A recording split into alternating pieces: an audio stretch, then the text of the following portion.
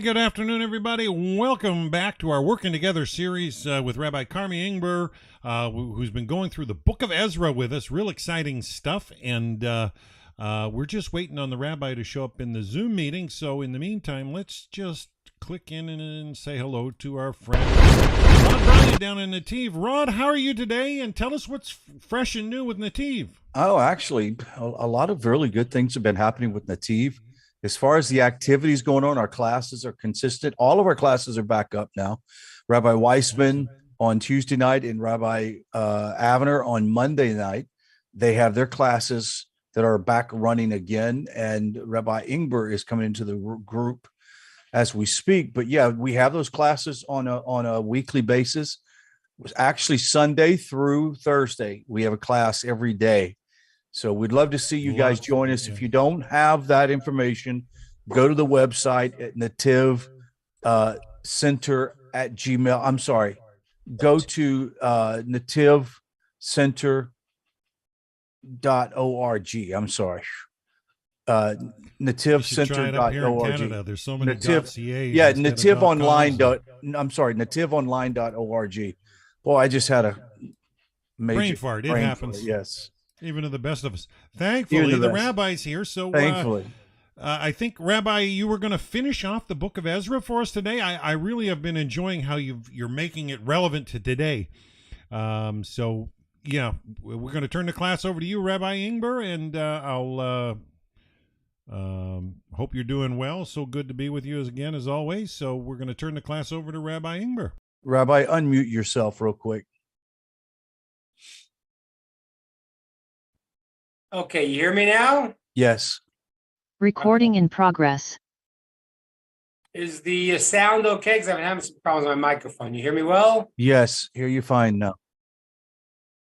Great. All right. Good to see everybody. We're continuing the book of Ezra.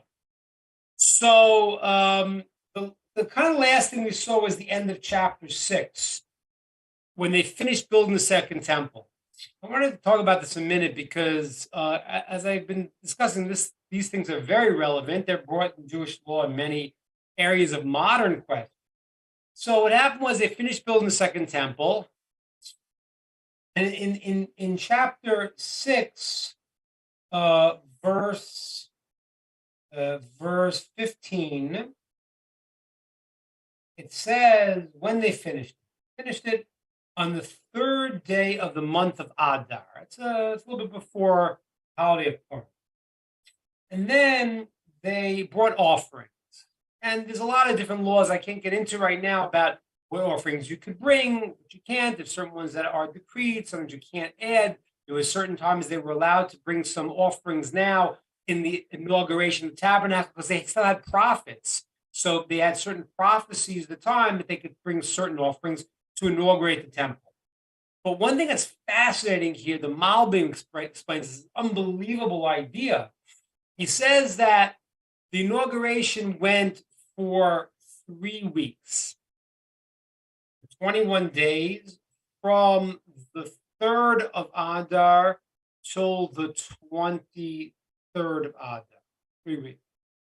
And he explains an amazing thing, because remember, we have in the book of Ezekiel, the book of Yecheskel, it gives us the measurements of the third temple. So we actually know what to do. We know how the final temple will look and what it has to be. And there is a lot of discussion how the third temple comes about.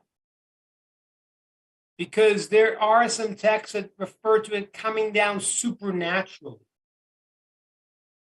which can mean it comes down totally miraculously. Or as some people might understand it, it happens in through people, but happens in a very supernatural way.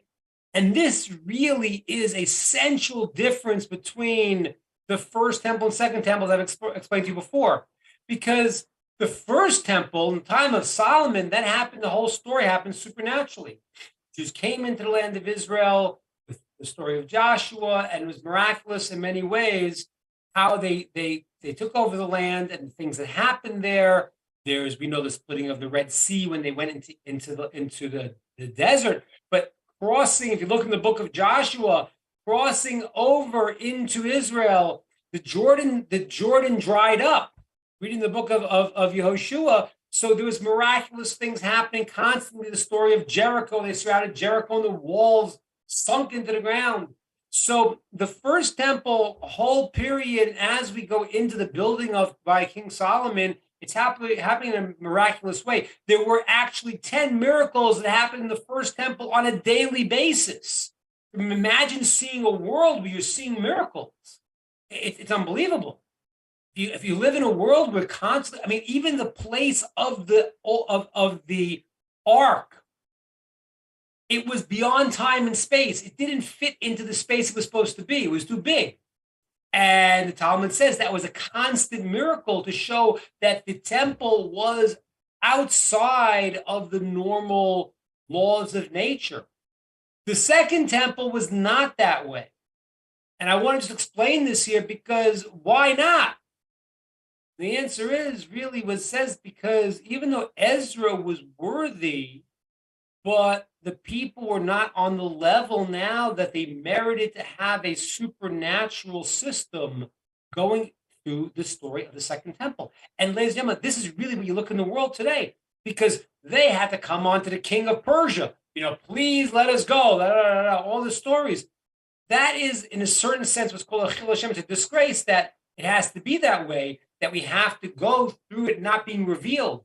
But the Second Temple was not built in a way that it looked like it was the, so to speak, the generosity of the king. Though it wasn't, though the king realized it was a prophecy they would return after 70 years and all that story.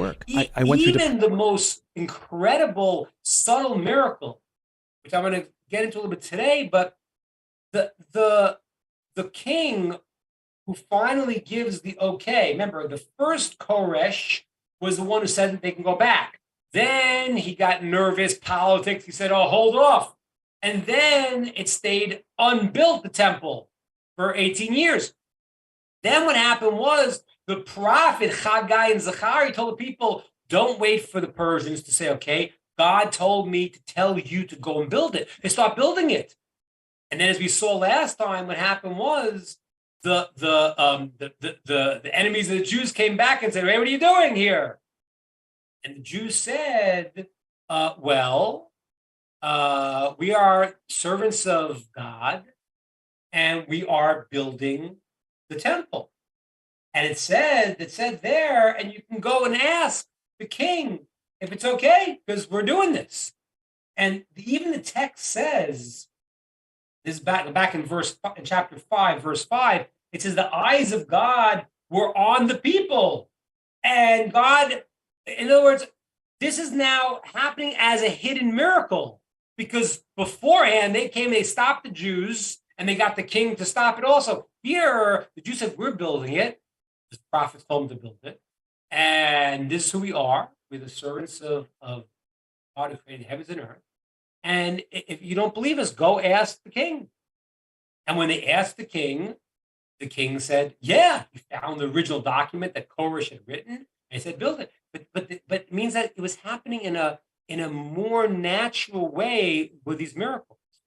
So the second temple is built in a more natural way. So the Malbim is an amazing thing here. He says that what happened was when they inaugurated the temple, the second temple, on the third day of Adar, they had a tradition, they knew the third temple would be inaugurated on the 23rd of Adar, 20 days, 21 days if you count the day itself. And so therefore, they kept the process of the inauguration going because they were hoping they would merit and it would become the third temple. And how that would look, I don't know. How the third temple would then be some sort of supernatural way coming down and combine with their own efforts. I don't know how that would look, but it's an amazing idea. In other words, they were aware the second temple was a being done in the world of nature, and they were aware that there was a third temple, but they also knew that if they merited, this could have been it. And ladies and gentlemen, that's really what happens in our lives. We don't really know, the prophets really answer the prophecies of Mashiach coming. But again, we have free will, so we can make it and God will make it happen according to prophecy if we use our free will properly. So they realized that even though the second temple now was going under the guise of nature, the king said you can go. Okay, and now they didn't stop us and all the things. But they realized that if they really repented and they did this properly, this could have turned into the third temple. That's what the album says, where they lengthened the time of the inauguration, hoping they would merit, and somehow this would turn to the third temple. I don't know if it would come down from the heavens or somehow supernaturally it would turn into the temple that will last forever. That's not what happened. Second temple did not merit it. And ladies and gentlemen, it's a fascinating thing you should understand. The temple, the people who established the second temple were called the men of the great assembly. There were 120 sages that established the laws. And it's a fascinating thing because the Israeli parliament is called the Knesset. It's not the same thing at all because, I mean, there are some righteous people there, but it's whoever it is. But they made it 120 people to sort of imitate the 120 sages that re-established the Second Commonwealth and the Second Temple. That's why it's 120 people in the Parliament of Israel. And it's called the Knesset, the gathering. But it's not the same level. The 120 people there were all great sages who established the Second Temple. And by the way, they knew, because they realized this temple was not going to last. They knew the third temple will be the one that the prophet Ezekiel talks about. So they set up a lot of the things in Jewish law today that have gone and helped us throughout the exile. Because really, I'll give you an example. In Jewish law, for example, the idea of the way we have prayer that Jews pray 3 times a day is not necessarily a Torah law. The Torah law is to pray. But the structure of Jewish prayer was set up by these 120 leading sages, including prophets, because they knew that even though the temple was rebuilt now, they knew the temple wasn't going to, this second temple was not going to last forever, and that we're going to face a long exile. That's what happened. So now we finished the second temple. Great. We've been brought back to the land of Israel. It happens in a somewhat of a natural way. And they're hoping it's going to turn to the third temple. They did not merit that. And what happened was the leaders, the sages of the period of time really knew this temple was eventually going to be destroyed and will be the third temple will be later, as was the design of Ezekiel. Chesed describes in prophet exactly what the third temple will look like. And that will be in the future. And this was a period of transition where the second temple lasted for 420 years, but it was eventually destroyed, and the Jews went into this long exile. Which, ladies and gentlemen, it's like funny because it's all of my life, it's all of your lives. Hopefully the Mashiach will come today. But what happened was the first exile was only 70 years. Which was a long time. So we had the temple exile for 70 years. This last exile, is in the book of Daniel talks about, is the long exile, the exile of Rome. And this is one that's been going for very long. And when this is finally done, that will be the ultimate time. And that will be the third temple, which will last forever. Okay, so now the temple is built, the second temple is built. And now in chapter 7, Ezra, who we said was the leading sage, one of the leading sages, he did not leave Babylon to build the temple, as we said before, because his teacher was still alive. His teacher's name is Baruch ben Neriah. He was the student of Jeremiah, of Yirmiyah the prophet, and he had to learn from his rabbi, who was an old man. He couldn't go and learn from him. Just understand, this is a very arduous journey to walk, essentially, from Iran to Israel. I mean, this is not like, today you're going to pop on a plane, you're going to fly over. You're basically walking, and it's very dangerous with animals and bandits and everything else. So his teacher couldn't go, and Ezra therefore did not go to build the temple. But when it was time for him, he passed away, it was time for him to go. And that was a year after the temple was built. That's the beginning of chapter 7. So the beginning of chapter 7, Ezra is ready to go, and he goes to the king of Persia, Darius, who, as I said to you, another hidden miracle. I mean, according to most understandings, he is the son of Achashverosh and Esther, which means he's Jewish. Imagine that. It's like, the politics that must have been going on. Hey, why is he letting the Jews go back? Self-Jewish. So that's an incredible thing. So now Ezra goes to Darius and says, I want to go back to the land of Israel and strengthen it. Ezra, the beginning of chapter 7, he gives his genealogy, traces himself back to Aaron. He was a Kohen from Aaron. And that's what Ezra was doing a lot. He's throughout the book of Ezra, he is clarifying the genealogy. Anyone intermingled, we didn't know if they were Jewish or they're Kohanim. He was making sure as they returned to Zion that everything was going to be done properly. So he asked the king about going back, and the king gives him a free hand. And the king basically sends money, support, tells Ezra, he writes to him that he can show his letter to anyone. They won't pay taxes in Transjordan. They go over to the land of Israel. They'll be protected. Everyone should give them things, give them offerings, give them gold and silver to bring to the temple of God. So Darius, the king, gets very into Ezra going and establishing the temple and beautifying it and glorifying it. Not only that, this is crucial now. He tells that Ezra should go and read to you here. He should go check on the Jewish people in Jerusalem and then make sure they are keeping the religion of the Torah properly.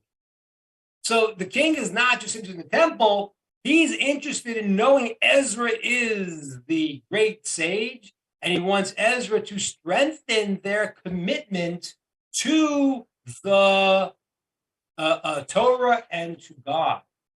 Okay, Ezra then gets the people together. Okay, and after the king writes him this incredible support, he thanks God in the end of chapter 7 that he put in the king's heart to do this, to glorify the temple in Jerusalem. He recognizes it's from God. It's not, it's not just a nice king. He recognizes it. Okay. Now he gathers the people. And then in chapter 8, he lists all the people. We have to know who they are. Can they do the service? After he gathers them, he sees he's missing the Levites. Levites he needs. Levites were part in the temple. He sends a message to Edo, who was a important person, to send him some Levites that he needs, and he gets these wise Levites who will go with him on this journey from Persia to Babylon, Persia area, to the land of Israel. Now, in chapter 8, verse 21, he calls for a fast. Why does he call for a fast? That God should provide a straight path for them to be able to get to the land of Israel safely. And verse 22 is amazing. He says, chapter 8, verse 22, he boasted, I was embarrassed to ask the king for protection. Why is he embarrassed to ask the king for protection? I told the king, explained to the king, that the hand of God, God protects all of those that are righteous. So how could I go and ask the king for protection? Now, this is a very interesting thing, because the law is that if you're going on something that's very, very dangerous, you're not supposed to rely on a miracle. A person doesn't go and walk into a battlefield with his bullets shooting around and say, okay, I'm not protected. Even a righteous person, if something called a clear and apparent danger, there are natural means you need to protect. Ezra knew there really was great danger. He knew the Samaritans who really had tried to be against them were already coming to plot to kill him. He knew that he was in danger, but he understood, as I told you before, even though this was not going to be done in the revealed miracle way as the first temple, Ezra said this has to be done in the hidden miracles, and he's not going to rely on the king. And he's going to fast and pray to God that even though this journey is very dangerous, the enemies know he's coming, that God should protect him. And he prays and calls a fast day, and that's what happened. And essentially, based on that, he arrives in Jerusalem safely. Okay, fantastic. Okay, they arrive in Jerusalem a few months to get there, and then they arrive 3 days. On the fourth day, they count all dedicate the things that the king had sent and everyone had sent to the temple, and they bring various offerings. Okay. Now, in verse 9, this is what I want to get to today. In verse 9, in chapter 9, I'm sorry, Ezra now is going to the temple, and what happens is that he is told by the officers that Jewish people have strayed, because you have to understand they're coming from Babylon. They're now in a hostile area. There are the enemies of Israel around. They're a small group. I don't even know how many women actually went up because it was a very arduous journey. And what happened was that many, list those, there were those amongst Jewish people who were intermarried. Okay. And what happens is, when Ezra hears this, he rips his clothes, he fasts, he cries, and he essentially has a long prayer of how could the Jews do this. And at the end of this prayer, explaining what happened, God was giving us a redemption kind of land of Israel, and these people have now married the daughters of the idolaters of the nation that they're amongst them. How could that be? And what happens is the people say to Ezra, yes, we have done this, and we are going to fix it. And stay with what you are decreeing on us, because we are going to follow the Torah. Ezra calls a gathering. He says, whoever doesn't come in the next 3 days will have their property repossessed. And people come and they cry, and they see Ezra crying, and they cry. And they agree to separate from their heathen wives. And that's really how the book ends. That essentially the people agree to this, and that's what happened. It takes them a little time. It says it takes a little bit of time to get this done, and they give a date by the 1st of Nisan. A few months later, it has to be done, and it is done. And in the end, the people all reaffirm their commitment to God.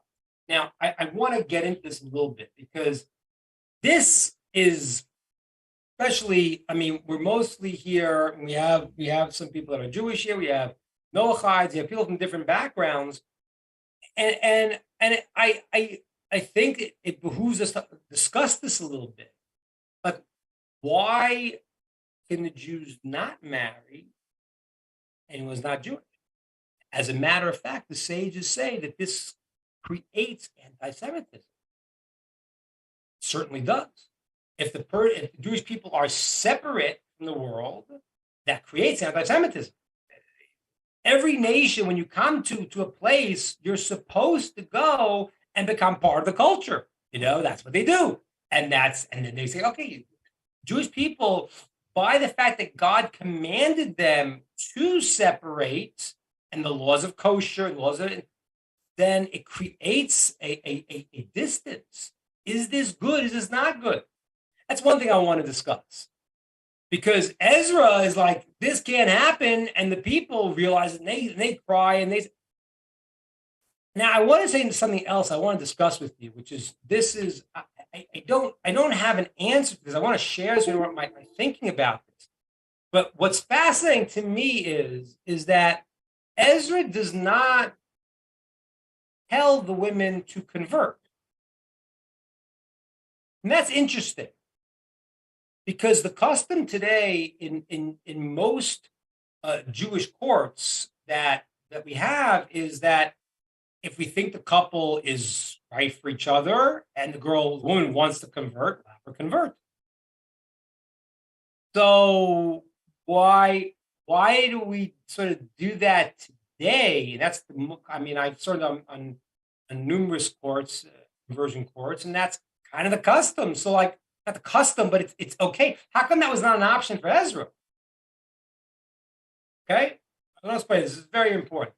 So, first of all, in Jewish law, there was always concern somebody was converting for the sake of marriage. Okay, and that wouldn't be okay, because if this is what you need to do, and this is who you are, then you should convert. If it's not who you are, then you shouldn't do it. We're talking about everyone's got to keep the 7 Noachide laws. Not everyone has to convert.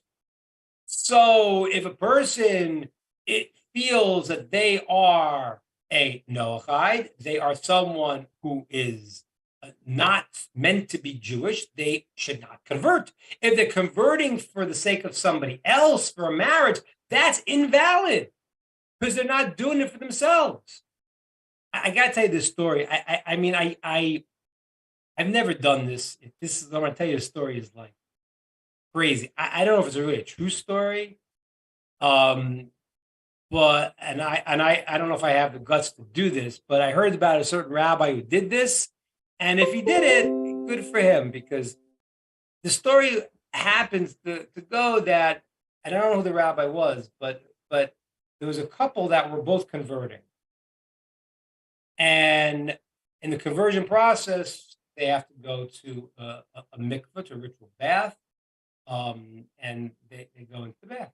And that's one of the steps of the conversion is to go into the mikvah. So the way the story is, this rabbi went, I don't know if it's true. The idea is true. He went to each one. He went to the wife, because they were both not Jews, they were both converting, and said, your husband backed out. Because when the person's about to go into the mikvah, they ask him certain questions. The husband backed out. And he went to the husband and said, your wife backed out. He said, you still want to do this? I know this story is true because it's really kind of cruel, and also you can't lie. So I don't know. But the idea that the person then said, wait a minute, I got to do this no matter what. It's an incredible, test. Yeah. And the way the story goes, they both said, well, this is who I am. And that's how they knew they weren't doing it for any other system. So I know that story is true, but the concept is true, that if someone does it for marriage, then it's not who they are. And it's a problem, because it's got to be you. As we've talked about with Noachites many times, the idea, as the Gemara says, if someone keeps the 7 Noachide laws, in a certain way, they're comparable to the Kohen Gadol. Talmud says, why? Because they're doing their purpose. If your purpose is if a person is not born Jewish, they don't have to convert. They have to do what they have to do. If the person is meant to be Jewish, that's who they are, it's who their soul really is, then they should go forward with that. But if for ulterior motives, that can't be, because then it's living a lie. Okay, that's one level. The second level I want to talk about is very, very hard for me to say. But I really think that it's important to understand. Because, like, I've dealt with a lot of cases of, let's say, one person who's Jewish, one person wasn't. and they wanted to convert, and trying to figure out where they're coming from. In the story of Ezra, there doesn't seem to be that option. I mean, maybe there were some people that said, no, we want this. But there's something that in Ezra's case, it seems like, no, there's, I want to explain something.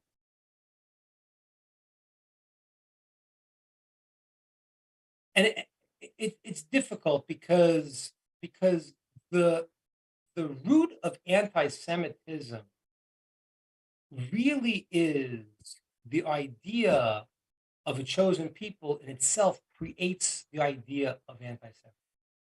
And I'll prove it to you. Because it says that Joseph had brothers. The brothers were very righteous, but they felt that the father chose Joseph over them. And that created them in a very negative feeling. So when you see people that are Jew haters, the root of that is wait a minute, what does that mean that the chosen people are? What does that mean? And this is important to say because being a righteous Noahide has two components to it. One is the component of doing the mitzvah, and the second is to attach to the Jewish people. So I got to explain this because we live in a world today that many Jews don't know what it is like to be Jews. And even the great sages of today are not the same thing as the great sages as the past generation. We have a concept in the Torah. The further we get away from Mount Sinai, every generation gets lower. I heard from my rabbi once said, "You will never understand the generation that I saw, the sage that I saw." And same thing goes afterwards. They had this. There was it's kind of a joke that they had this story, but there was a story about a Jewish guy on the plane, and he was sitting next to another person who wasn't Jewish, and it was an old man. The Jewish guy was an old man. They're both older fellows.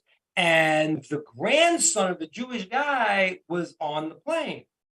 And the grandson came over to the grandfather and was treating him. He was treated with tremendous respect. Wow, which is the way it's supposed to be. So this other guy wasn't Jewish, was sitting next to him, and he was like taken aback because he felt his grandkids are like, "Hey, you don't know how to go on the computer? What's I don't understand. How come they honor you so much?" He said like this. This is the way the story goes. He says to him, "Listen, we believe that we come from Isaac and Jacob, back to the giving of Torah, Mount Sinai, and Moshe. So every generation and 2 generations back is closer to that moment of giving the Torah to Moses. You, sir, believe you come from a monkey. So every generation back, you're going close to a monkey." Now, it's a very harsh thing, but you don't want to believe in a concept that, we were. No, a person wants to understand that they have a certain greatness in them, whether they're Jewish or not Jewish, and they have to understand that that greatness is not going back to a monkey. So what happens is that in every generation, the generations get lower and lower and lower. But the reality is that when God took the Jewish people out of Egypt, and you just read the story there, that God gave a Torah to Moshe. Moshe doesn't eat for 40 days and 40 nights. He sees the future. When it's time for him to die, he goes and dies. But it says in the text, it says, God said to Moshe, "Okay, go die." It was up to him. So we have people in the past who were prophets. There were over 1 million prophets in the Jewish world. Understand this. Even though the Torah talks about a certain number, that's the prophecies that were for generations. But there were over 1 million prophets. There were schools of prophecy. So what happened was when God took the Jewish people out, he gave them an assignment that was supposed to and is transformative in what they were supposed to be. I'm not saying I'm that, and I'm not saying, but that was the objective. And the fact that there were millions of prophets and people who were eating the manna from the heavens and who could see the future and the past. And that was what God's job was for the Jewish people. And I think that's what happened with Ezra. Ezra said, wait a minute, this is a couple thousand years ago. We were so close to the temple 70 years ago. We had these miracles that we were seeing, that the whole nation was elevated, and you forgot who you are? I don't understand. How could you forget who you are? If the women they married were genuine converts, they would have converted, because they said, listen, look at the miracles that are happening to your people. But they weren't. They were people who were people in the land. And there's a famous Hasidic story. It goes, I think I've shared with you once. It's a famous story of Rabbi Nachman. He says that one time there was a king who his son lost his mind, and he thought he was a turkey, and he was underneath the table like a turkey. And they brought psychologists in, they brought the philosophers, they brought everyone to try to get the kid to stop being a turkey. But the kid wouldn't. He's a turkey. He was on the table. He took his clothes off and under the table, So they didn't know what to do. So they brought the rabbi. So the story is the rabbi says, okay, I'll go on the table too. Goes on the table. The kid says, what are you doing here? I'm also a turkey. Really? Yeah, I'm a turkey too. He starts going around and he starts acting like a turkey. The rabbi's picking up the food like the kid. Then the rabbi turns to him and says, even though we're turkeys can wear clothes. Really? Turkeys wear clothes? Yeah, turkeys wear clothes. Even though we're turkeys could actually sit at the table. Turkeys could sit at the table? Yeah, they could sit at the table. Even though we're turkeys could eat with a knife and a fork. And slowly he goes into the kid's world, and he brings him out of it by elevating him without fighting with the concept that he was stuck in, until he realized not turkey. So what happened was Ezra saw that the people who were God's chosen people, who were having miracles done for them left and right, they thought they were turkeys. They forgot what they were. And that's why it was such a serious offense. You see, there's two things. There is, you have to know who they were, and who were these people they married. They were called Boel Bat El Nechar. They were heathen. They were people who were not elevated people. There were people who were serving various gods, and that's what they were. Weren't people who were genuinely elevated to connect them. I think very often what happens now, and this is what I see when I have a couple who one is Jewish and one is not Jewish, and one wants to convert. Very often what happens is, my experience is, the one who's Jewish did forget they were Jewish, but the one who's not Jewish has a Jewish soul, and therefore is the one who has to remind the Jew who he is, his job. And that's what I found very often. That's why I think today the custom is to obviously check that they want to convert properly, but because that we're not living on the level that we were back in the time of Ezra, where there was supernatural things happening. So when that happens, so people Many Jewish people today forget who they are. They don't know what they are. And there are people amongst the nations who have a high soul, and they have to bring that person back. I've seen that many, many times. So what happened in the story of Ezra, and this is what I want to share with you, because it reading the text, I mean, it sounds offensive. It sounds offensive. Hey, you're married to. So, but what I really want to share with you is because I don't want it to come across that individually, I myself, someone else saying, "Oh, I'm this." No, I'm a little rabbi, and I'm not claiming to be able to do any of the things that we talked about. But the role of the Jewish people is to be the ones to bring God in the world in a supernatural way.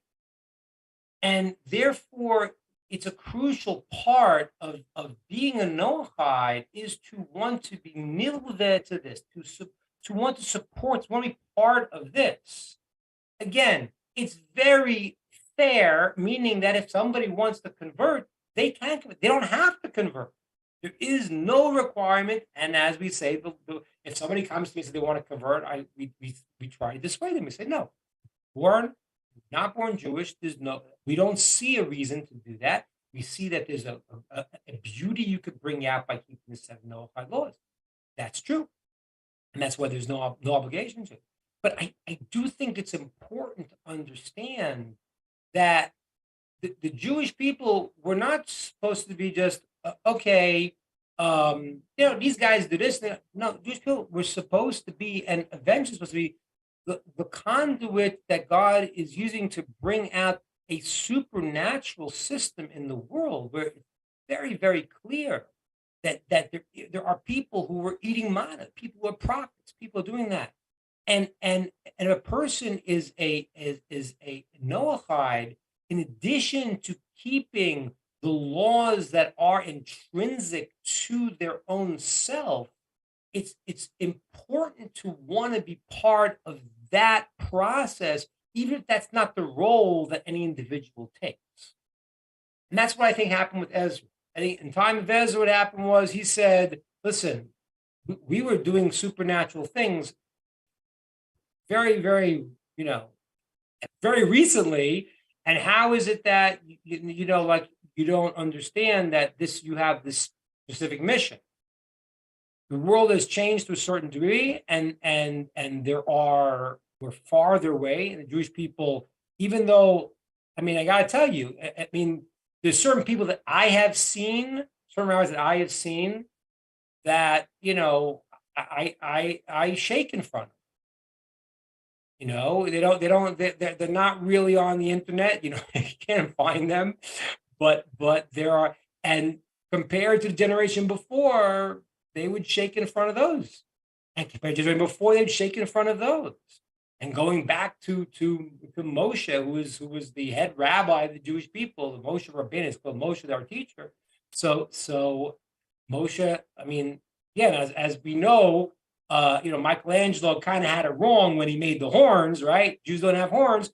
Why did he do that? Because it says he had beams of light coming out of his face. They couldn't look at him. Could you imagine a person walking around having to wear a mask because beams of light shooting out of his face and you can't look at him? That's not supposed to be an aberration. That's supposed to be an indication. So I'm trying to explain here. It's like what happened was at Mount Sinai was when God spoke to the Jewish people, they heard the first commandments and they couldn't handle it anymore. And then at a certain point, they heard God speaking to Moshe. So through Moshe, they couldn't maintain the level of hearing God's voice without dying, literally dying. And what happened was they had to hear it through Moshe, but Moshe was the ability to be the leader, but to be the leader amongst the people. He wasn't out of it; he was amongst it. He was elevating the people, and the people had to be on that to stride that supernatural level. And that's something that Bezrat Hashem, God willing, where the world goes towards. And I think this is really important because I know we learned the book of Ezra, and I didn't want to hide around the idea that he says it, and it seems to be insulting. not meant to be insulting.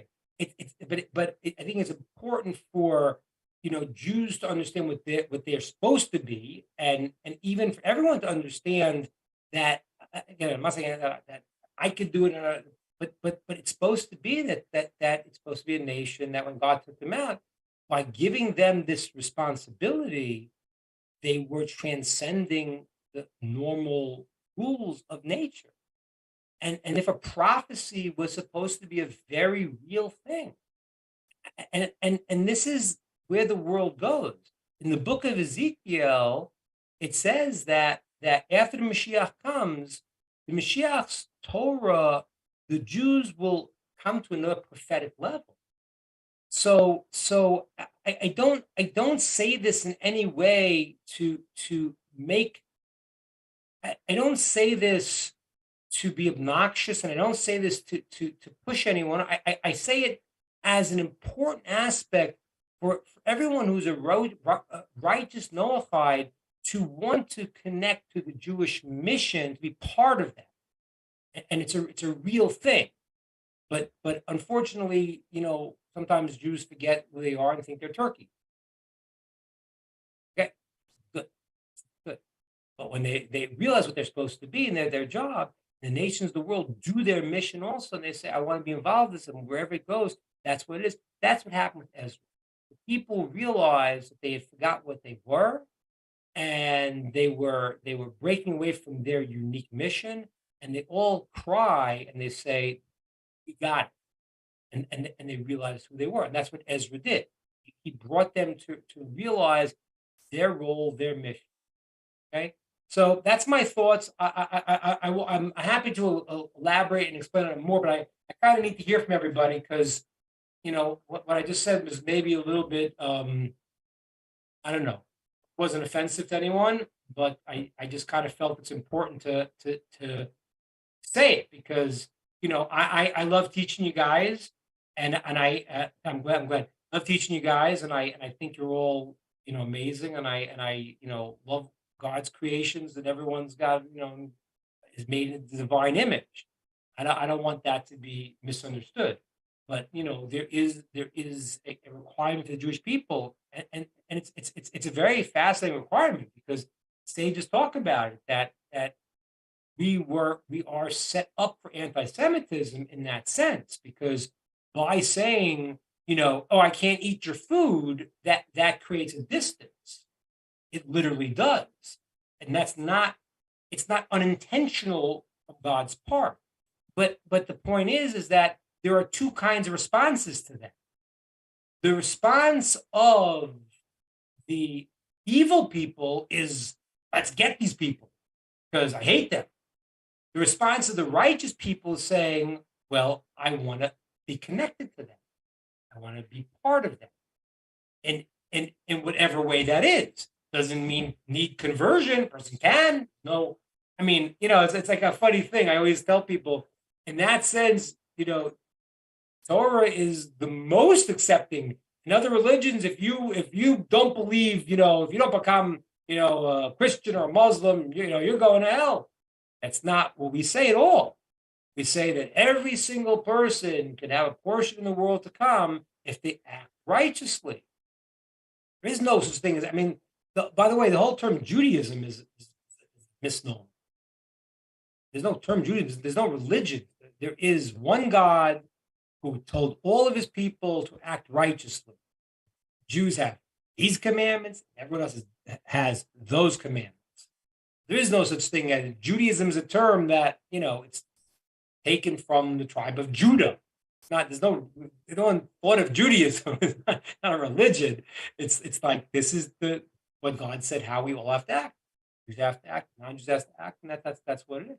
So it's very, very fair in that way. If somebody wants to take on that tremendous responsibility, they are allowed to. We don't say, no, you don't have. And if someone says, I don't want to, I want to keep the 7 Noach laws, have a portion of the world to come, then we say, wonderful, great, beautiful.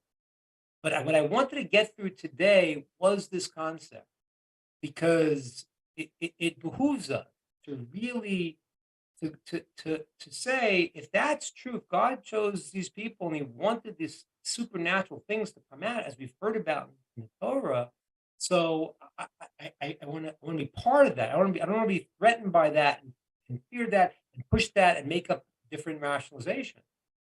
And ladies and gentlemen, and this is basically what I want to end this thought with this. That's really what's going on in this world right now. The world's very, very messed up. And what I talked to you about last week was I wanted you to a little bit to see through some of the lies of what's going on, because the lies that are being told are so fascinating. I mean, like, you just really need to understand what is happening to see through these lies, because they are. And I wanted you to understand that. I told last week about the political ramifications, to realize what's happening. But there's another thing that I want you to understand from this week's conclusion. Sometimes when I hear a news story and I don't know what's true yet, because they're telling you what they're telling you, but there's another gauge that I have. When you see that the people are people who thereby hate the Jewish people, Torah says that's a sign they're fighting against God. So what happens is, it's like, and people bringing political. As I said to you last week, it's an amazing thing. In America, we always felt America was on the side of right. Now you start to think about it, you say, wait a minute. If the agenda that America is pushing is an agenda that's counter to the 7 Noahide laws, then I start to wonder, wait a minute, what side do you want? Are you on the side of right or not? And so there is another mechanism that we have to understand. Besides for what we're being told, look at the response, how they relate to the land of Israel and Jewish people. If they are people pure heart, and they say, I want to be part of that. But if they're not, then what you'll find is you're going to find a lot of stories about things, a lot of politics, but the root of it is breaking away from Hashem, thereby from His people. That's my thought. I'm open to questions, ideas, and comments.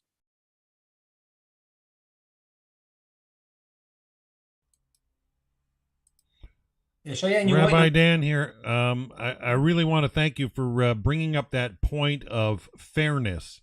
I've been thinking about that all week, and how the political arenas polarize the people, to one side or another, and they use unfair tactics. And I think you spit out an explanation today that shows the fairness of Hashem in His game plan, for sure, and it's beautiful. Right, appreciate that. Yeah, appreciate it. And it's funny, like even with some of the things that I said to you about the politics. I mean, I mentioned some things about, I don't want to get into it right now, but some of the things about Ukraine and Russia war are coming out. A lot of stuff's not true, and I sensed it from the beginning for various reasons. But there's stuff that people are presenting that is not right. They have different agendas. So see through those agendas, and Dan, as you said, yeah, Shem says everyone, whoever they are, they act righteously, they will be rewarded accordingly. When I see people who their agenda is different, it's like, I don't even know if you guys know. There was a bomb attack in my neighborhood on Friday. Yeah. There was they sent a bomb, which they actually hit one in Rehovot, and there was a bomb that was sent in my neighborhood in the middle of Israel right now that they intercepted, but the thing fell down from the sky. The piece fell. Yeah, that was the first one in Rehovot, but the one here in Beit Shemesh was like, I was like, I'm getting, the sirens, I mean, I had the sirens when I lived in Israel during the Persian Gulf War, but the sirens, we just came back. Here's what's going on. We went into the bomb shelter. But when you hear the news, it's like nothing. Nothing. It's it's like it's a game. It's not because they have a different agenda. Different agenda. It's not. It doesn't fit in with the agenda. So it's like and that and yeah. Cheyenne, you had a question. Would you want to ask the question on audio? It's really loud in here, so I apologize if so. Oh, no problem. I said it seemed comparable to me. I was just listening to a teaching in Bamidbar that was talking about the separate nature of the Levite. And like a Levite can't marry just anyone. He has restrictions on who he can marry as well as like the convert for generations for the Egyptian and the Moabite. So I was just saying through the lens of Amuna, like if we're all really concentrating on Amuna, it's all just in the end. We really don't have to understand it. We just have to make sure that we're being right with God. Because even Korach had rebellions. So yeah, right. The Kohanim have restrictions who they can marry. Who they can marry. That's correct. And like even like we just started a school here in Israel. Very excited. We started a school now teaching some of the more of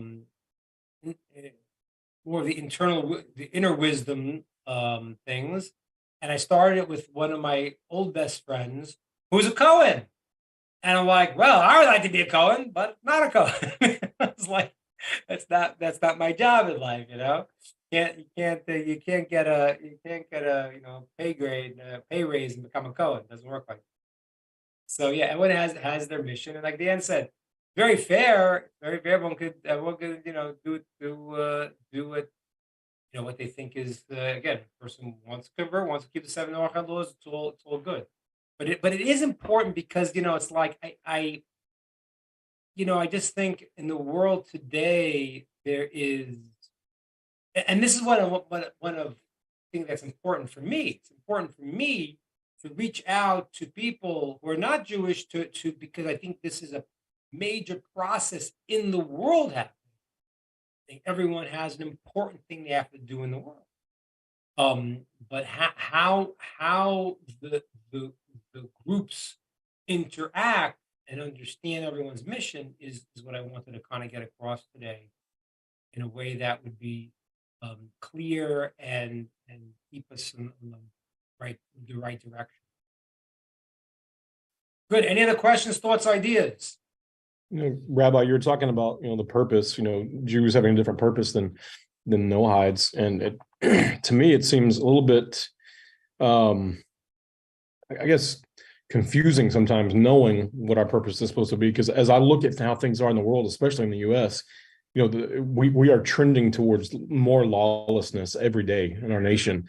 Yeah, and it seems like we as Noahides need to be training up the next generation to grasp the Sheva mitzvot, because I think at some point our nation is going to, God will hopefully be desperate for justice and for lawfulness. So I agree so much. That's really what I really want. One of the main things I want out of this discussion is that I say America, I think, is honestly in a lot of trouble. A lot of trouble right now that they've lost their compass. And it's funny because they lost their compass in an interesting way because, like there is a sense of wanting to accept everyone, which in the root of it is very nice. On the root of it, I want to, but what they've done is they're so sure that they're right that everything that they think, it's like it's not even, there's nothing to discuss. I mean, like if you if you say I don't know who saw, I watched a little bit of the CNN interview with President Trump. It's like this guy at the end was like so right, so what do you think that he's still saying that the election was rigged? But they're all coming from the perspective of what they believe is so true that you're not allowed to think anything else because they're so sure they're right. So like when they came out with the whole Corona thing, I was like, well, I don't think, I'm just applying logic. I don't know. But if it walks like a duck, it talks like a duck, it's probably not a bat. So if so this thing spread out through the Wuhan lab, which has the virus, and they were studying the coronavirus there, and it came from the wet. But you can't even think it. If you think it, you're subversive. But what where is the mind of people to think? So the ideas are you must believe, and everything's you must believe men or women are men. I can't even think. I can't question. I can't disagree. No, you can't anymore. You can't because you're dangerous society. So everything that is these people have got stuck in their heads, which contradict the 7 Noahide laws, and therefore they are wrong. So that means that, but these are the obvious and self-evident truths to the people who are espousing them. That's a big problem. That's a big problem. We got 7 Noahide laws, and now, there's only 7. They got murder. So we got that one's a little problem now. That's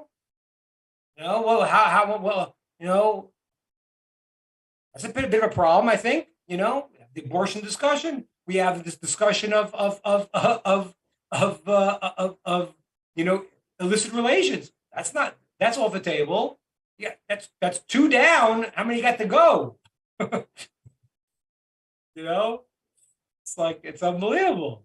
So this becomes the norm, and what's happening in the society is they're telling you you can't even question what their beliefs are, even though that they didn't believe these things 5 years ago. You can't question anything. So I do think America has a major problem. They are going against the 7 Noahide laws in many, many ways. And, and it's not even, but the biggest problem, and I think I told you this once, the Talmud says there are a few things that are a sign of the undermining of a society. And one of the 3 things the Talmud says is when they write marriage contracts for same-sex marriage. The Talmud says. Now, I want to explain to you why that's so problematic.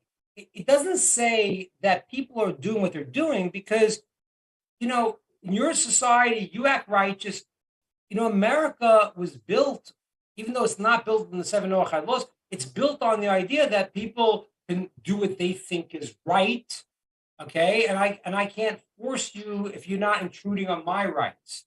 But when you institute something in the society saying this is the norm, that's a very different level than saying in America, listen, you do what you do. I'm not saying that that's the ideal of certain 7 Noahide laws, but it's a very, very different level to say, okay, you're doing what you're doing. You say, no, you must accept that beliefs that I have, which counter the 7 Noahide laws, are what you must say also. That's a big problem. So I do think, David, I think that it's America isn't a problem. I do think, as I said, that and if you listen to what's happening in the news, you listen to, let's say, China, what they're saying, and the world's going this way. China is saying, we don't want America to be the ones who are determining what's right and wrong. I got the term, the polar, the term they're using now, that it's everyone's deciding. Right? It's just about gone, right? So that's what they want. But the problem is that if you are leading with certain moral compass, that was, America had a certain moral compass in a world that had a lot of bad players. The world still got a lot of bad players, but the compass is a little bit broken right now. And I want to, even reach out to people who don't agree with me to understand that I appreciate the idea of trying to help the downtrodden. That is really a very true and noble thing. It, it. Yet at the same time, you have to understand certain things are not okay, and that's where the country is right now. David, I think you have to really, very importantly, people are afraid. People are afraid to talk. Everyone's afraid to talk because you will be canceled. Yeah, we need to keep objectivity, don't we? Yeah, activity, and like and don't. If I said last week, Dan, and I think somebody misunderstood what I said, and I wanted to, I said speak respectfully. I didn't mean that you should paint paint over the truth. That you can never do. That's major problem. I just meant have a nice conversation, have a respectful conversation with people. Listen, can I disagree with you? Can we have a conversation about it? And unfortunately, that the training now is not to be able to do that. People are incapable. But hopefully, people really stick to their guns and they express it in a nice way. Stay strong, be afraid, stand up for truth, do what's right, and you will succeed in the end. That's what's going to be. That's a fact. You do what's right. It doesn't matter what everyone else is doing. You do what's right. You will be rewarded. You will be a righteous person. That's the bottom line. So hide the truth into like Right. you Don't don't become numb out there. Stay can't become strong. numb. Yeah. Yeah, I mean, there's no point in arguing with people you can't argue. I mean, you have to just like there's a mitzvah to say something that people hear, the mitzvah not to say something that's not going to go anywhere. You know it's not going anyplace. Why? That doesn't do anything. You're not bringing anything better in the world. Better you buy the guy a cup of coffee and you smile at him and he thinks you're nice and maybe he has some kindness in his heart because you can't have that conversation if someone can't have it. But when you you can't hide the truth. I'm confused. Not confused. All right. Thank you all. We will see you next week. Next week we're entering the book of Nehemiah. Well, thank you so much, Rabbi, and we hope that you're safe there. Yeah, I'm kind of shocked to hear that you were that close to that last bombing. But you just know we're praying for your safety, and we so thank you for taking the time out of your busy schedule to share these beautiful words of Torah with us. And we look forward to Nehemiah starting next week. Excellent material. Rod, have you got any comments you want to say before we sign off? Nope, you got to unmute yourself. Yeah, we get comments online like people are sick of all the evil out there. And Chantal says, wonderful lesson. Thank you, Rabbi Ingber. I will listen once again with subtitles. We got people watching in from Germany and all abroad. So some of them got to wait till the subtitles click in and they can follow along thoroughly. All the best. Thanks, everyone. Bye-bye. All right. Record. Rod, anything you wanted to say? Oh, we're good. So that's our Working Together series for this week. Next week, Rabbi Ingber will be starting the book of Nehemiah. So keep an eye out for the post for that next Sunday, same time. Till then, have a wonderful, wonderful week, everybody.